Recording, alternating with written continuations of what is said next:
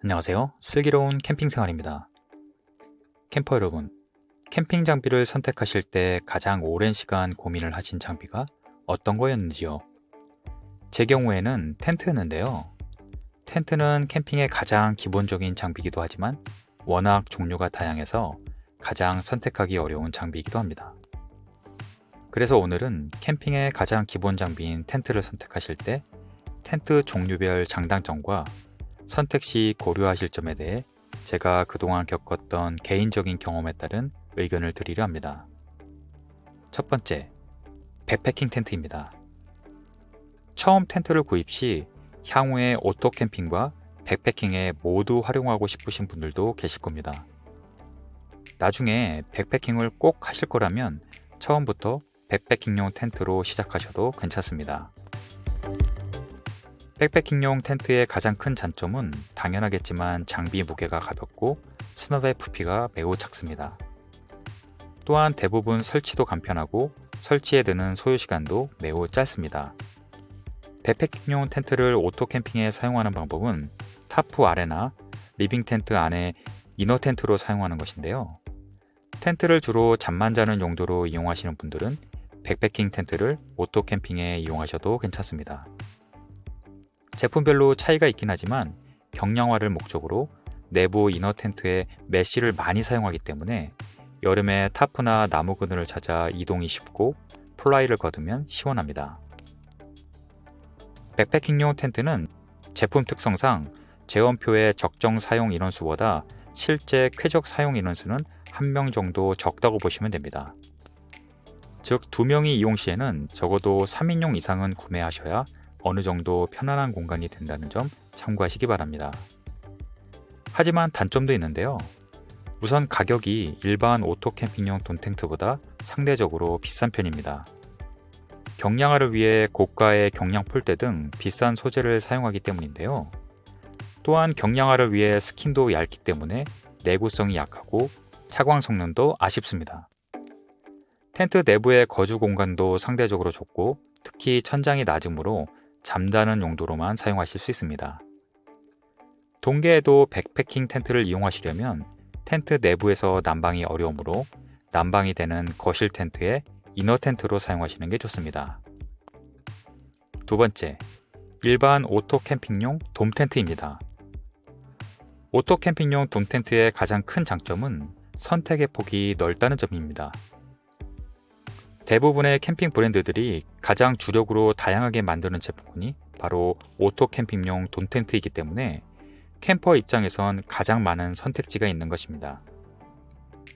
그래서 본인의 식구수와 선호하는 캠핑 스타일에 따라 다양한 옵션 구성과 제품군을 비교하고 선택할 수 있고 가격대도 다양한 편입니다. 백패킹용 텐트에 비해 넓은 취침 공간과 높은 전고로 쾌적한 취침 공간이 보장되며 동계를 제외한 3계절 가족 오토 캠핑 시 가장 무난한 선택입니다. 보통 4월부터 10월 말까지만 캠핑을 하신다면 오토 캠핑용 돔 텐트로도 충분히 캠핑이 가능합니다. 단점도 있는데요. 아무리 큰 오토 캠핑용 돔 텐트라 해도 거실 공간은 거의 없습니다. 있다고 해도 신발이나 가방 정도를 놓을 수 있는 작은 전실인데요. 그러다 보니 날씨에 따라 별도로 거실 공간이나 타프가 필요하게 됩니다. 그래서 돔 텐트는 거의 대부분 타프와 조합을 해서 사용해야 제대로 쓰실 수 있습니다. 그러다 보니 돔 텐트와 타프 조합으로 설치 시 시간이 오래 걸린다는 단점도 있습니다. 또한 돔 텐트 내부에선 난로로 난방이 불가하므로 작은 전기 히터 등 보조 난방이 필요하기도 합니다. 세 번째, 거실 텐트입니다.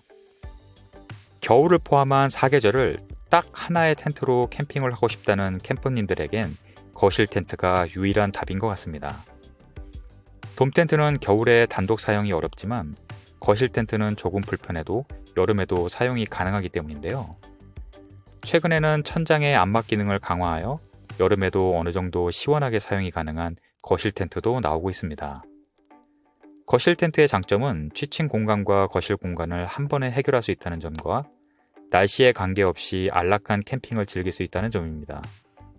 특히 봄, 여름철 강풍과 비바람이 불 경우 타프보단 거실 텐트가 좀 더 안정적입니다. 물론 단점도 있는데요. 우선 거실 텐트의 가격이 상당히 비싼 편입니다. 거실 텐트는 각 브랜드의 기함급 장비이기 때문에 가장 비싼 편인데요. 또한 수납 부피가 크고 무게도 상당해서 난로 등 동계 장비가 추가되는 경우 많은 캠퍼님들이 트렁크 수납의 한계를 느껴서 루프백 구매나 차량 기변까지 하시기도 합니다. 여름에도 거실 텐트로 캠핑이 가능하긴 하나 아무래도 타프보단 더운 게 사실입니다. 특히 창문이 적고 개방감이 적은 터널형 거실 텐트의 경우에는 여름에 더욱 사용이 힘들다는 점은 참고하여 주시길 바랍니다. 네 번째는 루프탑 텐트입니다.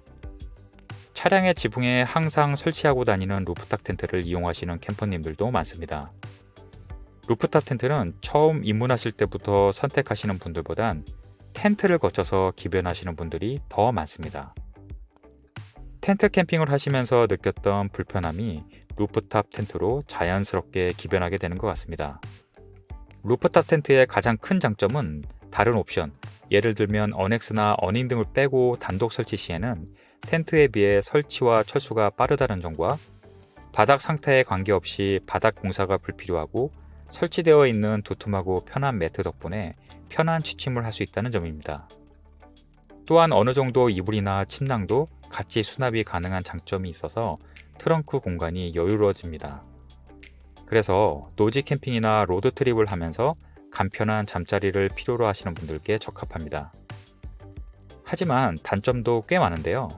우선 루프탑 단독 설치 시에는 설치 해체 시간이 짧지만 대부분의 경우 어넥스나 어닝 등 다른 옵션을 같이 설치를 하기 때문에 실제 설치 시간은 텐트와 비슷한 경우가 많습니다. 또한 한번 설치 후 차량 이동이 힘듭니다. 특히 어넥스나 어닝 등 다른 옵션을 설치한 후에는 차량 이동이 힘들어서 가까운 마트에 가기도 쉽지 않습니다. 두 번째 단점은 차량 지붕에 상시 설치를 해놔야 돼서 차량 전고 높이가 높아지기 때문에 지하 주차장 진입이 어려운 경우가 생기고 연비도 어느 정도 나빠지고 풍절음도 생깁니다. 아이들이 있는 캠퍼님들은 아이들이 사다리 이용 시 주의가 필요합니다. 마지막으로 루프탑 텐트도 기본적으로 텐트와 같이 우중 캠핑 후에는 반드시 말려서 보관을 하셔야 합니다. 다섯 번째는 하드탑 팝업 텐트입니다. 기본적으로 루프탑 텐트와 비슷한 개념이지만 하드탑 팝업 텐트는 조금 목적이 다릅니다. 우선 텐트 중에 설치와 해체는 가장 빠릅니다. 레버를 꽂아 돌려주기만 하면 되고 바람에도 튼튼한 구조입니다. 제 주변에는 낚시를 하시는 지인들께서 하드탑 팝업 텐트를 이용하시는 경우가 많은데요. 그만큼 설치와 철수가 쉽고 편한 매트 덕분에 잠자리도 편안한 장점이 있습니다. 단점은 우선 가격이 상당히 고가입니다. 고가 브랜드는 거의 300만원에 가까운 제품도 있습니다. 그리고 레버를 돌려 위로 팝업시키는 구조상 천장이 너무 낮고 바닥도 확장이 되지 않아 앉는 것만 가능해서 취침 용도로만 사용이 가능합니다. 루프탑 텐트처럼 차량 높이가 높아져서 생기는 문제점은 동일합니다. 그래서 이런 하드탑 팝업 텐트는 주로 로드 트립을 하시며 식사 등은 주변 식당에서 주로 해결을 하시는 여행자들에게 적합합니다. 여섯 번째는 폴딩 트레일러입니다. 어느 정도 텐트 캠핑을 경험해 보신 분들은 대부분 한 번쯤 폴딩 트레일러에 대해 고민하시게 됩니다. 텐트보다 설치 철수가 간편해 보이고 보다 넓은 공간과 안락함을 고민하다 보면 자연스럽게 폴딩 트레일러를 한 번쯤 눈여겨보게 되는데요. 그렇다고 카라반이나 캠핑카는 가격적으로 부담스럽기 때문에 폴딩 트레일러를 선택하시는 경우가 많은 것 같습니다. 폴딩 트레일러의 장점은 텐트보다 빠른 설치입니다. 물론 폴딩 트레일러도 연결 타프, 어닝룸 등 옵션까지 설치 시에 오래 걸리지만 기본적인 설치 방법은 텐트보다 편한 건 사실입니다. 두 번째 장점은 매우 넓은 공간입니다. 좌우로 펼쳐지는 구조이므로 내부 공간은 광활한 수준이며 내부에 짐을 수납할 수 있는 공간도 어느 정도 확보되는 장점이 있습니다.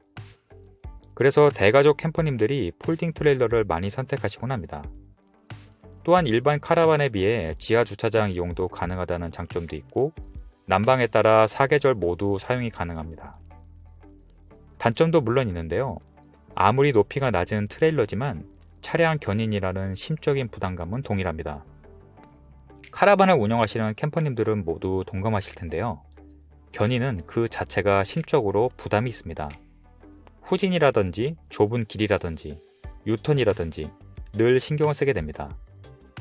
또한 평소에 주차를 해놓을 공간도 추가로 필요합니다.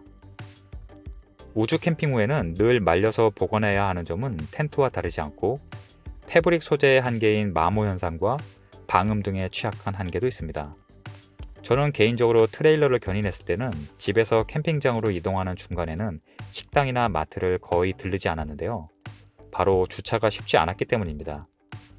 그래서 식사는 대형 휴게소 정도만 가능하고 장은 가능한 캠핑을 가기 전에 모두 미리 봤었습니다. 폴딩 트레일러도 차량이므로 타이어 마모나 프레임 상태, 각종 부품 관리 등은 꾸준히 해야 합니다. 오늘은 텐트 종류별로 장단점을 설명을 해드렸는데요. 모든 장비는 장단점이 있기 때문에 선택에 정답은 없으며 캠퍼님 본인의 취향과 상황에 맞춘 슬기로운 선택을 하시길 바랍니다. 오늘도 시청해 주셔서 감사합니다.